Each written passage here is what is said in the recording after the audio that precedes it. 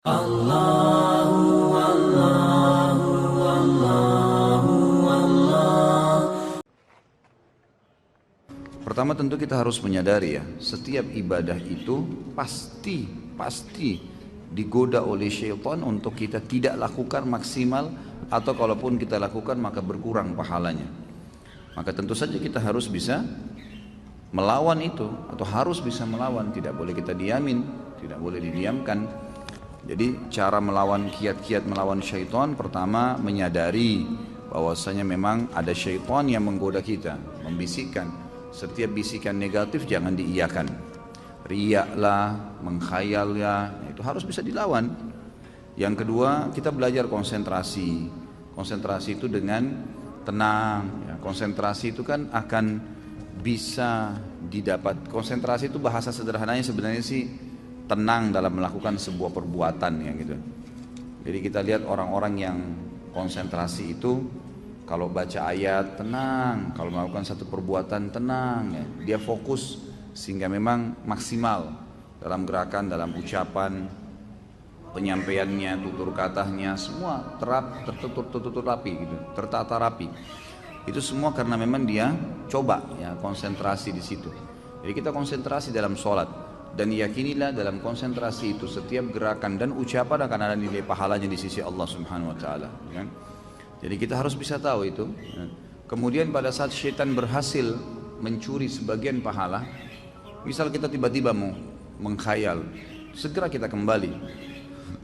Karena Utsman bin Abi Mad'un radhiyallahu anhu berkata dalam sebuah riwayat Bukhari, "Ya Rasulullah, saya setiap kali sholat sering kadang-kadang saya mengkhayal, kadang-kadang saya kembali." Kata Nabi SAW, itu godaan syaitan yang berjulukan atau bernama khinzib atau khanzab. Ada dua riwayat yang menyebutkan tentang barisnya ini, yang bertengkar di sebelah kiri kuping musolli, yang mengingatkan dia semua apapun yang membuat dia tidak konsentrasi. Kalau datang kepadamu, bacalah isti'adzah a'udzubillahi minasyaitonirrajim, dan meludahlah sebelah kiri 3 kali dengan ditiup ya, 3 kali. Maka kata Utsman bin Abi Mad'un radhiyallahu anhu, setelah saya amalkan maka tidak lagi bisa syaitan menggoda saya. Ulama menambahkan kiatnya adalah juga menjauhkan diri dari kemaksiatan.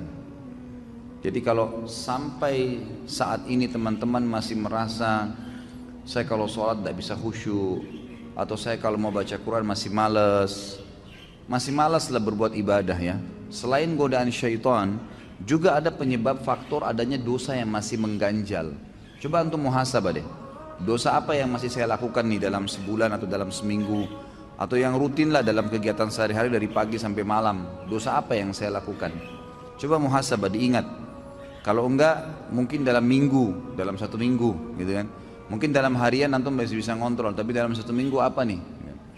Nah itu dosa-dosa itu kalau kita bermuhasabah insya Allah dan kita tutup pintunya, maka akan membawa kita pada kekhusyuan ibadah.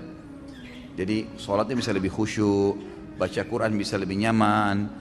Kalau mau ngerjakan ibadah itu jadi ringan, lebih ringan. Mau sholat malam bangunnya ringan. Itu karena memang sudah tidak ada beban dosa.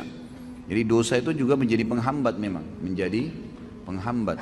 Itulah yang dikatakan oleh Imam Syafi'i yang pernah saya sampaikan ya. Beliau belajar kepada gurunya Imam Waqi'. Jadi setiap kali Imam Syafi'i rahimahullah dikasih pelajaran oleh gurunya Imam Waqi', hafalan segala selalu lupa.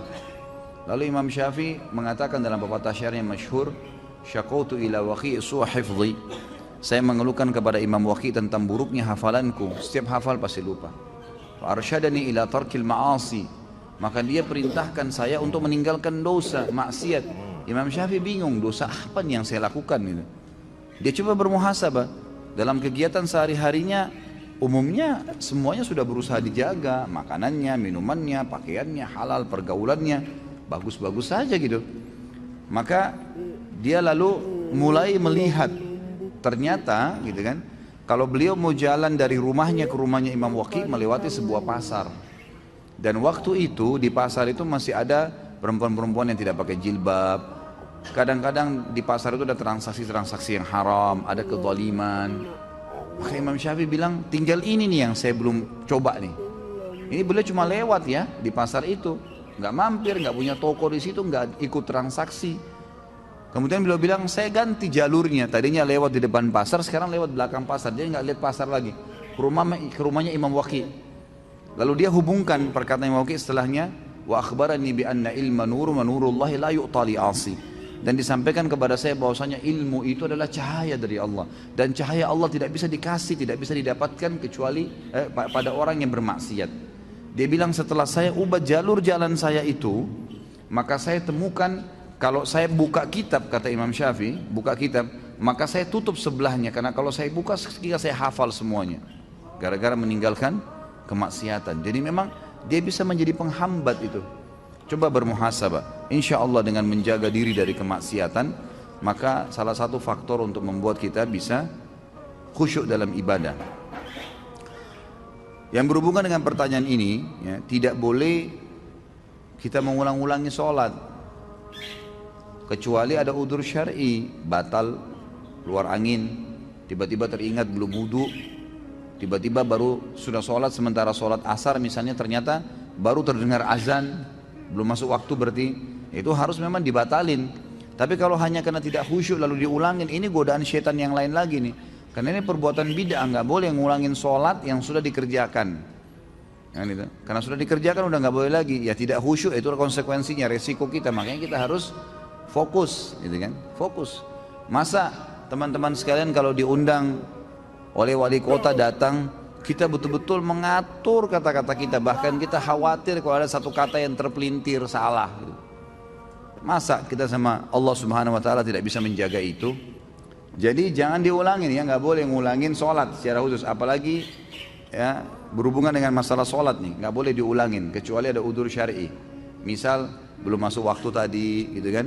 Maka baru masuk waktunya ya kita batalin, kita sholat lagi. Atau sudah selesai sholat ternyata memang belum masuk waktu, atau tidak punya wudu, atau salah kiblat, hal-hal yang mendasar itu diulangin, gitu kan. Tapi kalau enggak, maka setahu saya nggak boleh, itu was-was, ya. Apakah saya kena penyakit was-was? Ya jelas penyakit was-was, dan saya sarankan yang bertanya ini membeli buku yang pernah saya bawain, itu judulnya bahaya penyakit was-was, dan di situ ada solusi-solusinya, terbitan Pustaka Tazkiyah, harganya kurang dari Rp20.000. Baca dan insya Allah mudah-mudahan poin-poin di dalam buku itu akan bisa memberikan jawaban kepada Anda. Mari kita sama-sama selalu follow dan juga tentu lakukan pada semua channel-channel dakwah yang baik yang menyebarkan agama Allah Subhanahu Wa Taala, karena hak itu, kebenaran, bila dijunjung tinggi dan dipertahankan, tentu batil akan hilang. Namun kalau kita tidak bekerja sama dalam mendukung kebenaran, maka otomatis kebatilan akan merajalela.